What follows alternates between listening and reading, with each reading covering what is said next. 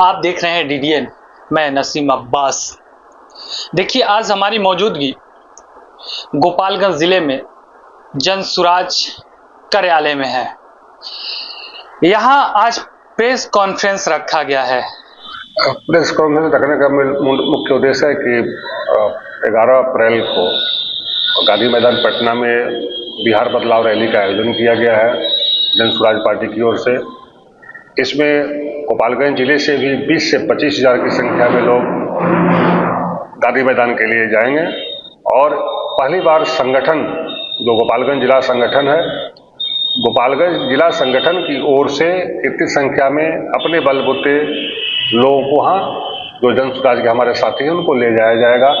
लोगों में गजब का उत्साह भी है। हम लोग जहाँ भी जा रहे हैं वहाँ लोग जाने के लिए पहले से ही तैयार हैं और अन्य पार्टियों की तरह नहीं कि दूसरे तंत्र के माध्यम से भेजा। लोग स्वेच्छा से एकदम तैयार है पटना चलने के लिए, अपनी सवारी से भी चलने के लिए तैयार हैं, ट्रेन से भी जाने के लिए लोग तैयार हैं।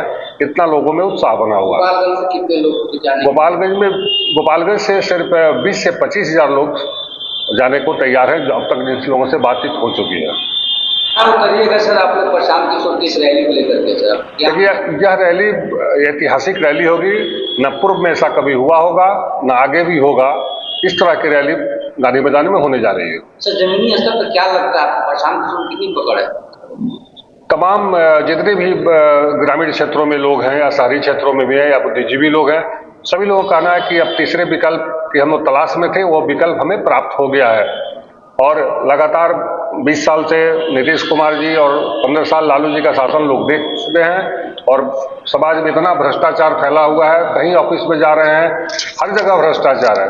लोग मुक्ति पाना चाहते हैं और रोजगार और शिक्षा के लिए वोट देने के लिए लोग पहली बार तैयार हुए। मुद्दे पर पहली बार लोग वोट देने जा रहे हैं। गोपालगंज जैसे बहुत सारे मुख्यमंत्री का ये रहा कि नया एग्रीकल्चर के ग्रेड का जो कॉलेज है, यूनिवर्सिटी है, उसमें बिहार के बच्चों को 4 लाख रुपये मुफ्त पढ़ने के लिए, जिसमें बिहार के कुछ बच्चे पंजाब में गए पढ़ने के लिए। बहुत हमला हुआ है, जो उसका दर बढ़ा है। पंजाब में बिहार के बहुत सारे बच्चों को, इवन गोपालगंज के करीब 150 से ऊपर बच्चों का क्षति हुआ है। तो उस पर क्या कहेंगे? देखिए, वही इसी बात को लेके पहली बार मुद्दे पर आधारित प्रशांत जी, इसी बीच हमारे प्रदेश उपाध्यक्ष न्याज अहमद जी भी आ चुके हैं। तो पहली बार उन्होंने शिक्षा और रोजगार की बात की है। बिहार से लगातार पलायन हो रहा है, वो चाहे पढ़ाई के लिए हो या फिर नौकरी के लिए हो या फिर इलाज के लिए हो, हर काम के लिए बिहार छोड़ना पड़ रहा है। तो बिहार में ही सारी सुविधाएं हो, जो देश के अग्रणी राज्य हैं, आखिर वहाँ ऐसी सुविधा क्यों है, कैसे है? तो उसके लिए प्रयास वहाँ उन्होंने किया होगा। यहाँ भी प्रयास के लिए प्रशांत किशोर जी लगातार लगे हुए हैं। पंजाब के गुरकाशी यूनिवर्सिटी में गोपालगंज में लगभग 150 बच्चों पे हमला हुआ। जी। बहुत सारे बच्चे नुकसान हुए हैं, यूनिवर्सिटी छोड़ के भाग के आए हुए हैं। सबका बुक वगैरह सब वहीं पड़ा हुआ है, बैग वगैरह सब कुछ पड़ा हुआ है, हॉस्टल छोड़ के आए हुए हैं। इस पे क्या कर रही है बिहार सरकार या आपकी जन सुराज? हमारी तो सरकार नहीं है, हम सत्ता में नहीं है, लेकिन इसी मुद्दे को लेकर कि पढ़ाई की व्यवस्था बिहार में ही हो, रोजगार की व्यवस्था बिहार में ही लोगों को मिले, इसी पर लगातार काम किया जा रहा है। कितनी भागीदारी रहेगी इस रैली में, कितनी संख्या में महिलाएं? सबसे पहले तो आपको पता होगा कि महिलाएं 50% आबादी है और हर चीज़ों में महिलाएं बढ़ चढ़ कर हिस्सा लेती हैं। और महिलाओं के लिए भी, बाकी बिहार की जनता के लिए जो गांधी मैदान में बिहार बदलाव रैली जो हो रही है, ऐतिहासिक होगी और न पीछे कभी हुआ है ऐसा और न आगे कोई इस रिकॉर्ड को तोड़ पाएगा। ऐतिहासिक बनाने के लिए तैयारी, इस रैली को ऐतिहासिक बनाने के लिए सबसे पहले तो सभी मीडिया कर्मियों को जन सुराज की तरफ से बहुत बहुत बधाई, धन्यवाद कि आप हमें समय दे रहे हैं। हम लोग जन सुराज को तैयारी इस लेवल पर मानिए कि पंचायत से लेकर के प्रखंड और जिला यूनिट, तीनों यूनिटें अपने स्तर पर दिन रात सक्रिय हैं। विजन जो है बिहार के प्रति ओपन है कि हम कैसे बिहार के बदलाव के लिए, सत्ता परिवर्तन के लिए नहीं, बिहार में बदलाव हो, इसके लिए काम कर रहे हैं। बिहार का में पलायन रुके।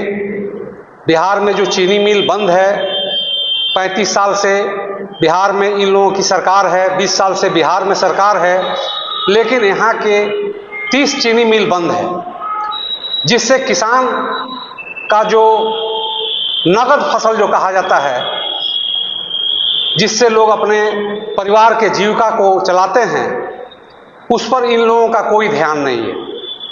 सिर्फ सत्ता के लिए, जैसे कैसे हमको सत्ता मिले, ऐन कैन पर कैन करके सत्ता पर काबिज होना चाहते हैं।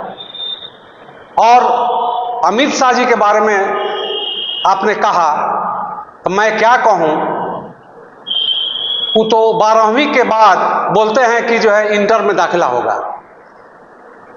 वैसे लोग हिंदू मुसलमान के नाम पर सिर्फ राजनीति करते हैं।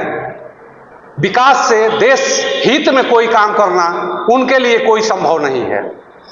अभी वक्फ बिल के बारे में, जैसे वक्फ का मतलब होता है कि कोई भी व्यक्ति जिसके पास बाल बच्चा नहीं है, जिसके पास संपत्ति है, वह संपत्ति जो है अल्लाह के नाम पर वो दान कर देता है कि ये मेरा संपत्ति जो है अल्लाह के नाम पर जब हम दान कर देंगे तो उस संपत्ति से जो इनकम होगा, जो हमारे देश के बच्चे हैं, गरीब यतीम बच्चे हैं, उसकी परवरिश होगी और वह पढ़ लिख करके अपना जीविका चलाएंगे। उस संपत्ति पर सरकार का कोई हक नहीं बनता है। लेकिन वक्फ बिल ला करके वैसा दिन जो 2 अप्रैल और 3 अप्रैल का दिन जो है भारत के इतिहास में काला दिन के रूप में देखा जाएगा।